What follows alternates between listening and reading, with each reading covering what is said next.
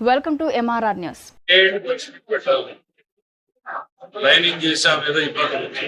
అసలు లైనింగ్ చేయమని ఆలోచన చేసింది ఎవరు? జగన్మోహన్ రెడ్డి గారు. లైనింగ్ కి టెండర్లు పిలిచింది ఎవరు? జగన్మోహన్ రెడ్డి గారు. కానీ మేము లైనింగ్ చేయాల. ఫేజ్ 1 మొత్తం మేము వైడనింగ్ చేసాం. ఫేజ్ 1 లో లైనింగ్ చేయమని జగన్మోహన్ రెడ్డి గారు చెప్తే ఫేజ్ 1 మొత్తం మేము వైడనింగ్ చేసాం. కొన్ని మీరేం చేశారు? 5 ఏళ్లలో గంప మన్ను తీశారు, కాలువలో గంప మన్ను తీశారు, 1 మీటర్ కాలువ తవ్వారు. పోనీ 5 ఏళ్లలో కాలువ మీద మీరు ఎక్కారు, కాలువ మీద మీరు నడిచారా? మరి ఇదే విశ్వేశ్వర రెడ్డి గారు ఆ రోజున హంద్రీనీవా సాధన సమితి అని పెట్టాడు. 2014 నుంచి 19 వరకు మేము ప్రతిపక్షంలో ఉంటాం. జగన్మోహన్ రెడ్డి గారు వచ్చి 3 నెలల్లో కాలువ ప్రారంభిస్తాను. 5 ఏళ్లలో ఏం చేశారు? ఇవాళ మేము చిత్తశుద్ధితో ఉన్నాం, పని చేస్తా పోతున్నాం. రికార్డు స్థాయిలో నీళ్లు తీసుకొచ్చాం, రికార్డులు కనపడనంత ఎక్కువగా నీళ్లు తీసుకొచ్చాం. దానికి అప్రిషియేట్ చేయండి. లోపాలు జరిగాయన్నారు కదా, లోపాలు జరిగితే మీరు చూపించండి. జరగకపోతే మీరు సాక్ష్యాలు ఇవ్వలేకపోతే కేసులు ఎదుర్కోండి. బట్టగాల్చి ముఖానేస్తాం, మీరు దుడుచుకోండి అంటే ప్రభుత్వం ఈ రోజు లేదు. పని చేస్తున్నాం, గర్వంగా చెప్తున్నాం, ప్రజల కోసం పని చేస్తున్నాం. ఇంకా చేయాల్సింది ఎంతో ఉంది అని బాధ్యతగా ఉన్నాం. కానీ పక్కన కూర్చుని బట్టగాల్చి ముఖానేస్తే సిద్ధంగా లేం. శాఖాపరంగా అడుగుతాం. అందులో నాసిరకం పనులు జరిగాయి అని అంటే మీరు సాక్ష్యాలు ఇవ్వండి, జరగలేదు అని అంటే కేసులకు సిద్ధంగా అండి.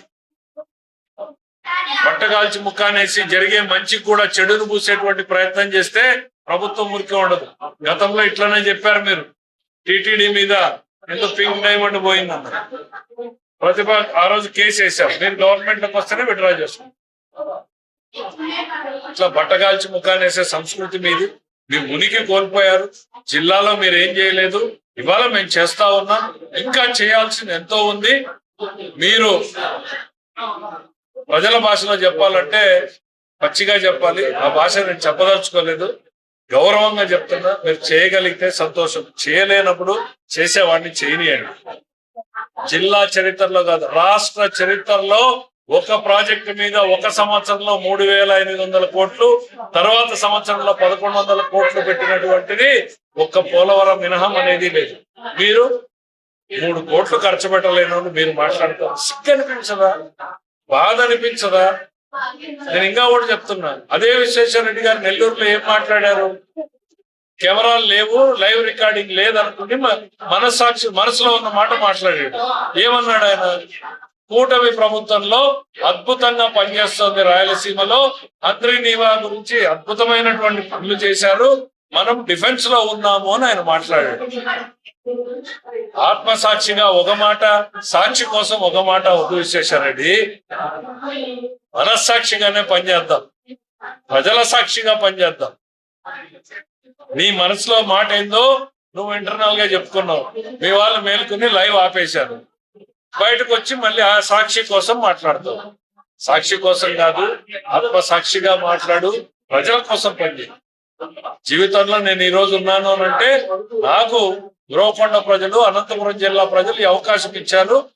నా రాజకీయ జీవితంలో ఈ వచ్చిన అవకాశాన్ని తిరిగి వాళ్ళ కోసం వినియోగించాలి తప్ప మీరు 5 ఏళ్ళు గట్టిగా మాట్లాడితే జగన్మోహన్ రెడ్డితో చెడ్డైతామేమో అని హంద్రీనీవా గురించి మాట్లాడలేదు, ఈ జిల్లాలో ప్రాజెక్టుల గురించి మాట్లాడలేదు. ఈ రోజు మళ్ళీ వచ్చి మేము ఉన్నామని చెప్పి పాదయాత్రలు పెడుతున్నారు. అరే, ఉరవకొండలో వైడనింగ్ చేసి దగ్గర పోయి చూడండి అయ్యా. మీరు చూసుంటే సంతోషపడేవాడిని. వైడనింగ్ ఎట్లా జరిగింది, ఎంత అద్భుతంగా జరిగింది అనేది కనీసం ఒక్కసారి చూడండి.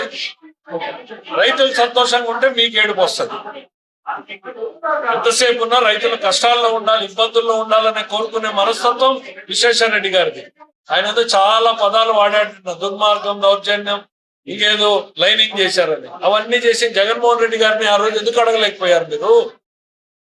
ఆ టెండర్ పిలిచింది జగన్మోహన్ రెడ్డి కదా లైనింగ్ చేయమని చెప్పి. అడిగావా ఆ రోజు? నోరు మెదిపావా? ఈ రోజు మళ్ళీ ప్రజల్ని మభ్య పెడతావా లైనింగ్ అని ఇంకోటని? మరి అదే కూడేరులో నువ్వు పోయినప్పుడు ఇప్పేరు చెరువుకు నీళ్ళు ఇచ్చింది చూడలేకపోయావా? ముదలాపురం చెరువుకి ఇచ్చింది నీళ్లు చూడలేకపోయావా? కరట్లపల్లి చెరువుకి నీళ్లు ఇచ్చింది చూడలేకపోయావా? ఇవన్నీ కనపడవా నీకు?